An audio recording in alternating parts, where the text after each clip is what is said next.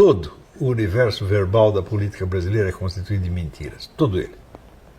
Você só ouve gente falando besteira, falando do que não sabe, isso inclusive e sobretudo no meio universitário. Você vê, eu assino um serviço aí que me manda todo trabalho universitário que tem alguma menção à minha pessoa, eles enviam para mim. Eu já coletei uns 2.000 aqui. Desses 2.000, quantos citam algum texto meu? 2. O resto é assim, só repetindo o que leram na mídia popular. E isso aqui no Brasil se considera um trabalho acadêmico. Então, é evidente que são todos vigaristas, deveriam estar todos na cadeia, são criminosos. Isso é um desperdício de dinheiro público absolutamente criminoso. Mas isso já se tornou normal no Brasil. Quando você vê a história do Brasil do último meio século, ela se compõe, primeiro, da bibliografia comunista usual, quer dizer, feita pelo pessoal do PCB, do PCdoB, do PT, né, repetindo, vamos dizer, as mesmas histórias de sempre, né, com indícios ou sem indícios. Eu já vi o seguinte, já vi até acontecer o seguinte, o sujeito divulgar pela internet, nós temos aqui a prova definitiva de que os americanos armaram o golpe de 64. E a prova definitiva era uma gravação do embaixador Lincoln Gordon conversando com o presidente Johnson no dia seguinte, já no 1º de abril. E o embaixador dizia para o presidente, aqui os caras já botaram os tanques na rua, o que eu faço? E o presidente Johnson responde, faça alguma coisa. Isso era a grande prova, né? Também,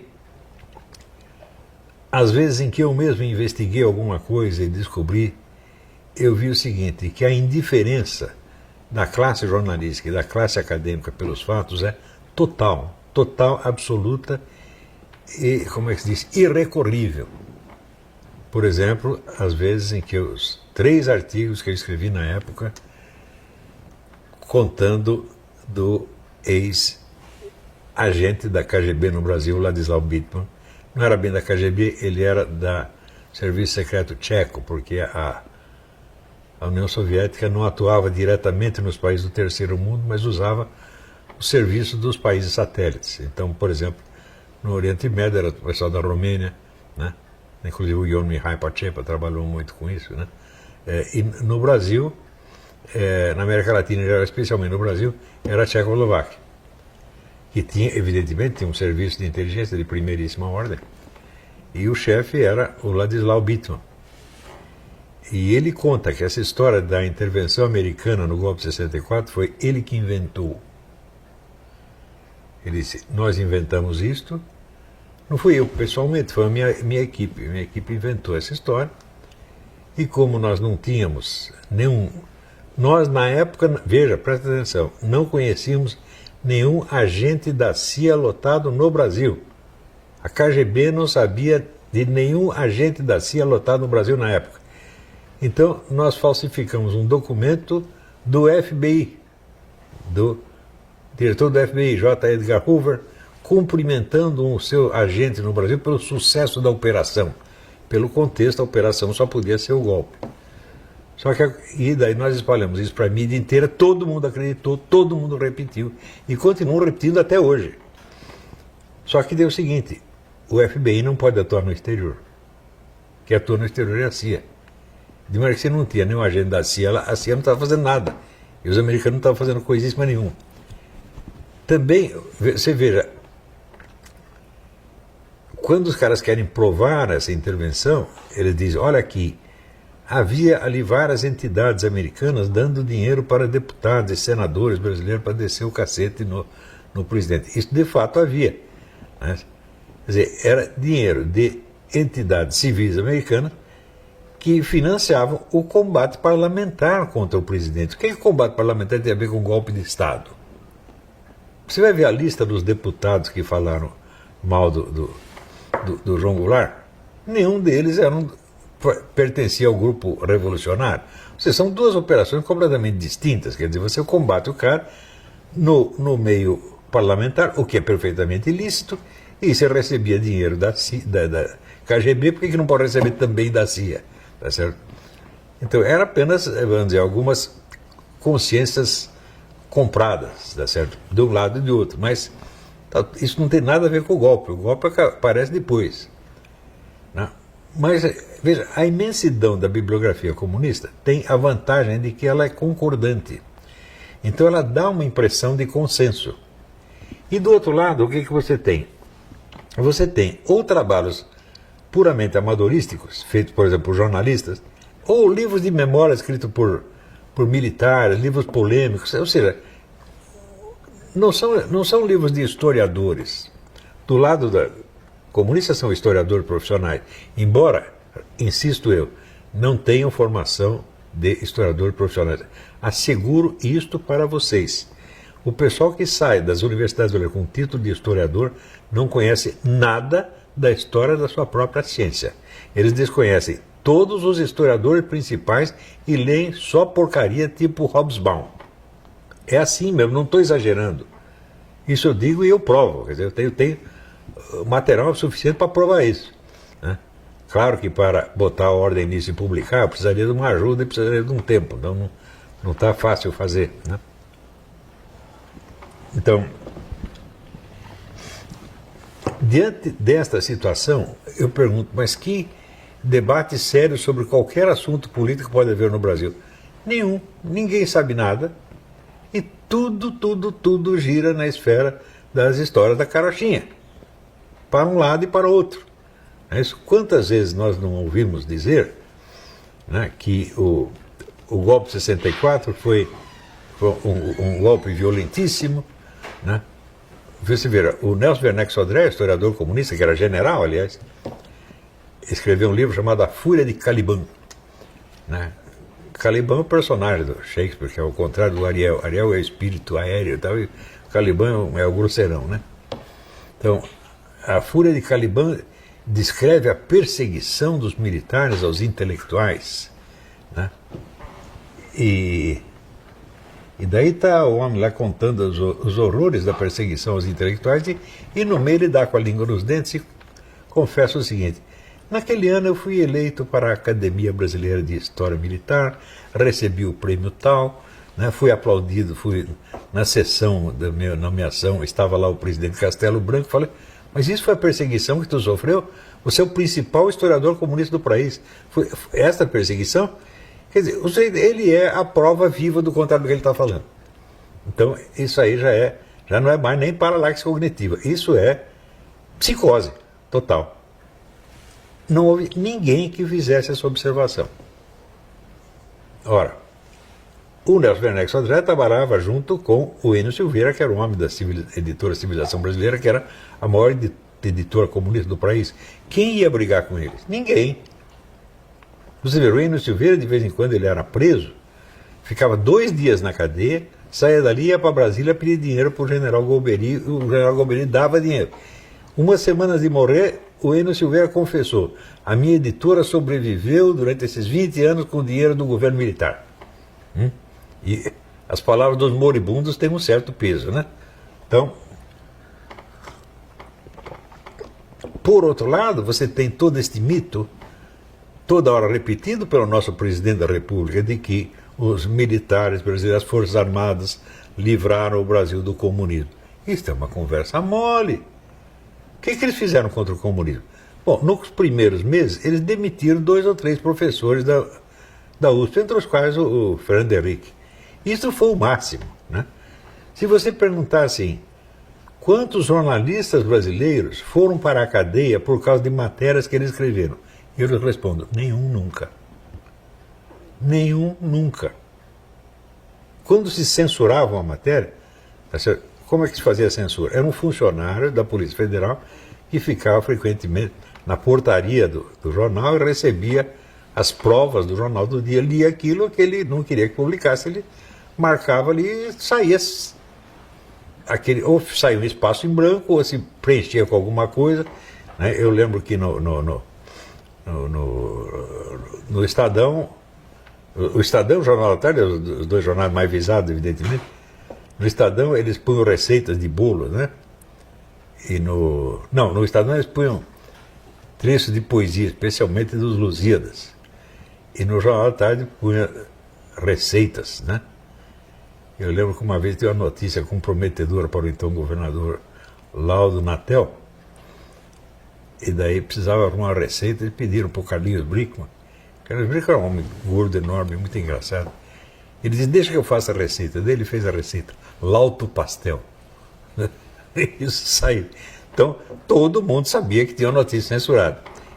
3 dias depois, a notícia realmente era liberada. Porque eles vetavam apenas notícias que pudessem atrapalhar as investigações sobre o terrorismo. Se não tinha importância para isso, né? Pois a notícia de corrupção nas altas esferas saía de monte. Acusava os milicos de tudo que existia. O Jornal da Tarde tinha cara especializado em fazer isso, pô, né? Quanto aos artigos de opinião, todo dia saía artigo descendo o cacete neles, porra, né? Então, o que houve de censura naquela época foi fichinha perto do que fazem hoje. E, no entanto, o mito da censura continua. Como é que continua? Isso é repetido de geração em geração dentro das universidades. E não tem ninguém que conteste, a não ser de vez em quando algum general que quer puxar a brasa para a sua sardinha, então se gaba de gestos heróicos que ele não cometeu de maneira alguma. Não é isso? Você pensando bem, fala, olha, diz que os caras não livraram do comunismo. Eu digo, bom, mas como é que durante 20 anos vocês alimentam a maior editora comunista com o dinheiro do governo? Além disso, quando foi a época em que os comunistas se apropriaram do sistema educacional brasileiro? O regime militar. Com a ajuda desses malditos chivitas, esses irmãos chivitas, que tinham a revista Nova Escola e Sala de Aula, que era o quê? Instrução comunista para os professores. Aquilo era distribuído pelo governo para todos os professores do território nacional. Como é que eu sei? Eu trabalhei lá, meu Deus do céu. Então, e quando eu fazia alguma matéria que não era muito comunista, o Tiviton, eu esqueci qual deles que era, reclamava, ele está imitando o Paulo Francis. Então, meu Deus do céu, se você sabe ler, né, qualquer pessoa que conheça o estilo do Francis, conhece o meu, fala, se tem uma coisa que não tem absolutamente nada a ver com o outro, é aí, né? E eu também, as minhas ideias também não tem absolutamente nada a ver com as do Francis, exceto as ideias que eu botei na cabeça dele. Na minha cabeça ele não botou nenhuma. Não. Então isso é só para dar um mostruário, um breve mostruário, né, do reino da fantasia, que é a discussão política nacional. Então a primeira coisa que vocês têm que fazer é parar de prestar atenção nisso. O que o senador falou, o que o general falou, o que o presidente falou, não tem a mais mínima importância. Vocês têm que ver, em primeiro lugar, assim, levem em conta aquele esquema que eu falei das camadas da personalidade. Então, na atuação pública, na política, você tem que ter pessoas que estão, pelo menos, na 8ª camada. Ou seja, pessoas que são capazes de olhar a sua própria vida com olhos críticos e perguntar assim, o que eu fiz da minha porca vida? Se ele não chegou nem isso, então ele não tem, de fato ele não tem uma atuação pública, ele tem apenas uma encenação pública. Ele está fingindo para brilhar dentro dos olhos da mãe dele, da amante dele, entendeu? Ou da mulher dele. Ele não vai passar disso, é tudo teatrinho, gente. Agora, se você acha assim, por exemplo, você acha que o nosso presidente está na 10ª camada? O que é a 10ª camada? A 10ª camada é a visão correta de toda a estrutura social e do seu lugar dentro dela. Você acha que ele tem? Claro que não tem. Você acha que algum ministro tem? É claro que não tem. Você acha que algum deputado ou senador tem? Não tem. Você acha que algum professor universitário tem? Não tem. Eu tenho. Eu provei que tenho. Por quê? Porque eu fui capaz de fazer um plano e botar esse plano em ação e obter o resultado que eu queria. Ou seja, eu provei que eu sei como funciona a sociedade brasileira e qual é o botão que você tem que apertar para desencadear certos efeitos. Não foi efeito total, que eu jamais planejei o efeito total. Né? Algum dia eu fiz um plano de, não, eu vou tirar os comunistas do poder e botar um partido de direita. Nunca fiz isso. O meu plano foi simplesmente mudar o panorama cultural, abrir um rombo dentro da hegemonia e permitir a discussão. Isto eu inventei e isto eu fiz. E o sujeito não tem que provar que ele sabe fazer aquilo que ele já fez. Tá certo? Então, pessoas que têm, vamos dizer, uma camada 10 no Brasil, eu conheço eu mesmo. O falecido Paulo Mercadante também. Ele entendia a sociedade brasileira muito mais profundamente do que parecia. Tá certo? Quem mais? Praticamente mais ninguém. Tinha pessoas que às vezes tinham um relance, uma sacação, né? Como o falecido Gerardo Melo Mourão, ou outros, ou o próprio Enio Silveira. O Enio Silveira era um homem inteligentíssimo, né? Então, às vezes entendia o que estava acontecendo. O que estava acontecendo na escala nacional, não na escala, como é que diz, bairrística dele. Né? Quer dizer, sabia para onde ia o país e sabia qual era o botão que ele tinha que apertar para o país ir para o lado que ele queria. Tá certo? Então, eu sei fazer isso. Tem alguém no Senado Federal que sabe fazer? Não tem. Tem alguém nas Forças Armadas que sabe fazer? Não tem. Então, gente, nós estamos lascados. Essa que é a verdade. Toda a discussão política brasileira é besteira. Só besteira. É só pose. Tá certo? Ajudada pelo pessoal universitário. E ajudada também pelo pessoal da direita que não é capaz de fazer um trabalho historiográfico sério, né? E usa, ambos lados usam a historiografia como propaganda. Né? Você só tem propaganda comunista por um lado e propaganda corporativista das glórias do Exército Nacional do outro lado. Porra, é? O primeiro historiador profissional que tentou fazer algo que ia um pouco contra, né, os mandamentos divinos do Partido Comunista foi o